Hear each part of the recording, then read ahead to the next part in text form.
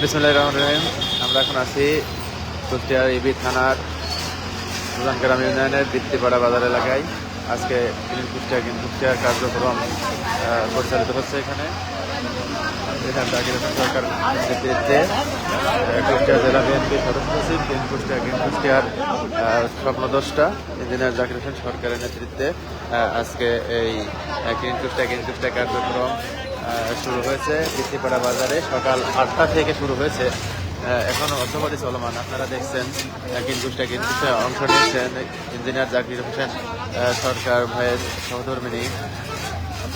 তিনি নিজেও আজকে এই সাধারণ জনগণের সাথে, আমাদের স্বেচ্ছাসেবীদের সাথে কুষ্টিয়া কার্যক্রমে অংশ নিয়েছেন। আপনারা দেখছেন ইতিমধ্যে বেলা বাড়ার সাথে সাথে আমাদের স্বেচ্ছাসেবীর সংখ্যাও বৃদ্ধি পাচ্ছে। আপনারা দেখছেন আজকে কমপক্ষে 100 থেকে 150 স্বেচ্ছাসেবী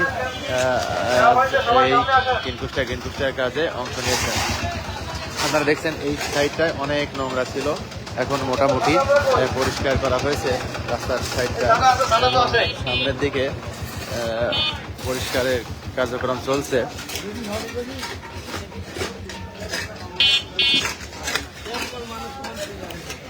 পারবেন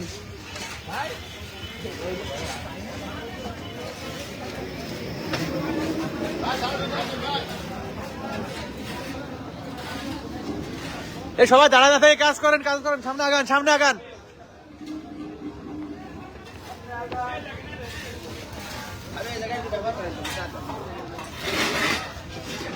দেখছেন আমাদের স্বেচ্ছাসেবীরা ইতিমধ্যে ঝাড়ু, বেলচা, গামলা সবকিছু নিয়ে কাজ দ্রুত করতে এগিয়ে যাচ্ছে।